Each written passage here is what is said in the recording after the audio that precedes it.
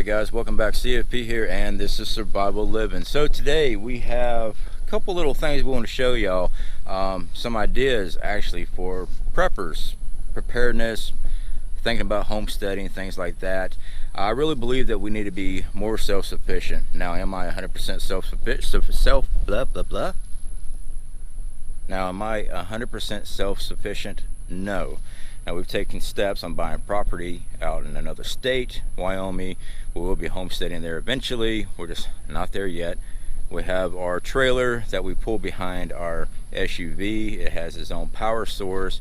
We're able to run water to it, things like that. But quails. Now, this is not my quail setup. This is actually my brother's. Right now, with my work schedule, YouTube, everything else, I don't have the time to raise my own quails. Just like we also got some bees out back. We'll be going over those too in this video. These are my brother's setup, okay? He went and got a small setup for quails. He wanted to learn how to do quails. Same with honeybees. All right, you know, we do gardens, things like that. Well, we didn't do one this year because of our workload. We had too much stuff in preparing and getting ready for our move and everything else. But with these quails and stuff, guys, I'm still over here with him, learning as much as possible as I can. I've never raised quails before. I've raised chickens, rabbits, goats, small animals, but never quail. So this is what he's got. He actually had purchased quail eggs, bought the incubators and stuff like that, hatched them, and then brought them out here. So this is what he's got. Let's go ahead and take a closer look.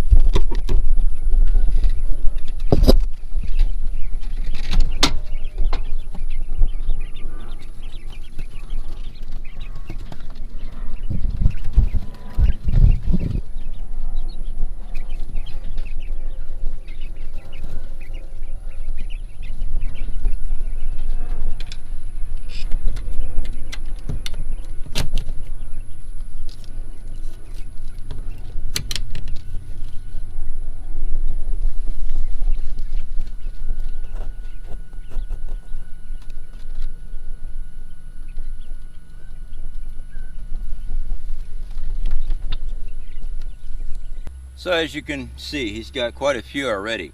Now, with this quail building, hen house, whatever it is that the technical name is, I have no clue, nor do I care what the technical name is. This is something he bought that was pre-manufactured, everything cut and everything. All he had to do was assemble it. Came with the actual metal wiring and everything else. The only thing he added to it was this snake netting, because we got a lot of snakes down here in Florida. So this is something just to keep snakes out of the pen here, because we got birds, snakes like eating birds. So this is what he picked up for this, just add some type of extra protection. He's got it in the shade. This thing is always in the shade because it does get hot down here. He's always checking the water sources. He's got their gravel, he's got their feed. He actually even went and bought some oyster shell, crushed oyster shell for them too. It's actually a nice little setup, but like I said, I've never raised quail before, so this is something new to me, but I'm always trying to learn something new. I don't just sit there and go, well, I know everything, because I don't, all right? I'm 42 years old. I've been outdoors my whole life. Yeah, we lived on farms and stuff like that growing up, but I've never dealt with quails, so it's a whole new thing. So when you have the opportunity to learn something new, and if you're able to find the time, I recommend taking that time and learn something. If you don't have the time, look on ways of scheduling things. There are places, I guarantee you there's one in your area or nearby area where they do stuff like this. I'm not talking farmers market. I'm talking about the old pioneer places, stuff like that. We got one of those a couple hours away from where we are right now. They go with blacksmithing, things like that.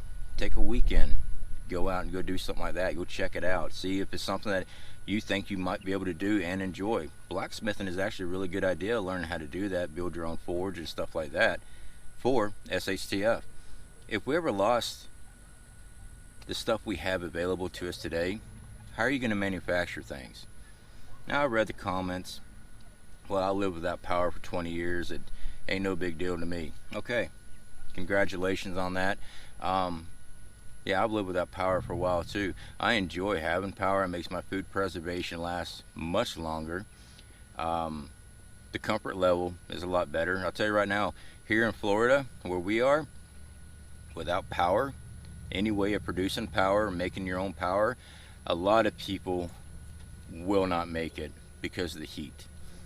We're not even talking about medical stuff. And that's why I always push on having a way of generating your own power, stuff like that, for a grid down scenario. There's a lot of people that's on life-sustaining medical equipment.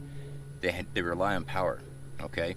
There's also ones that have a mobility issue, and they need a way of charging up a power system for a wheelchair, CPAP machines, breathing machines, things like that. So I get people have lived without power. I mean, everyone, our generations prior, before, yes, of course they didn't have power. Now more and more people need to have power to survive. Not saying everyone has to. I'm just saying, if you fit in this boat, this is something you need to be looking at. And you need to be looking at generating your own power. All right, let's go check out the honeybees. See if they're making honey. All right, guys. So we are at the beehives. I'm not going to open them up because we've got some nasty weather. All right. Just keeps raining on us, and I don't want to harm the hives and all that stuff, the colony in here. And that's why we're not wearing the suit right now, but we can definitely check out the outside.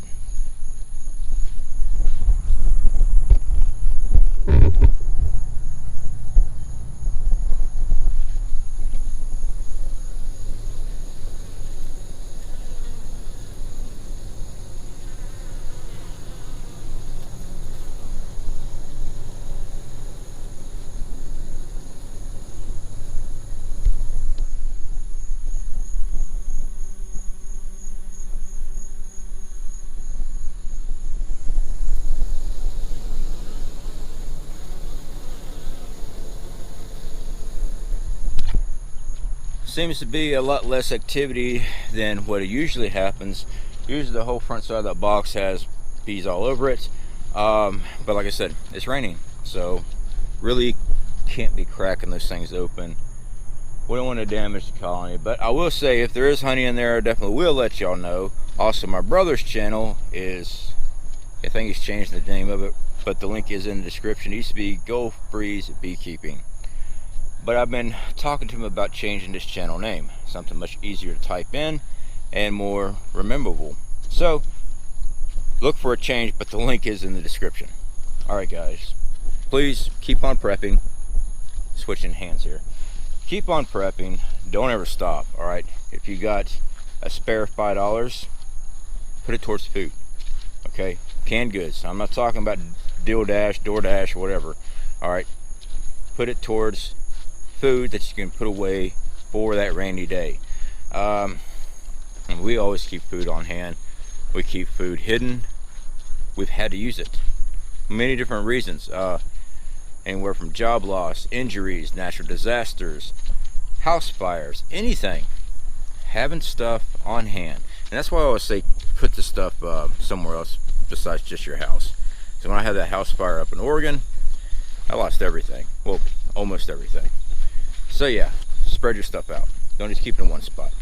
All right, guys, y'all take care. Speak to y'all later.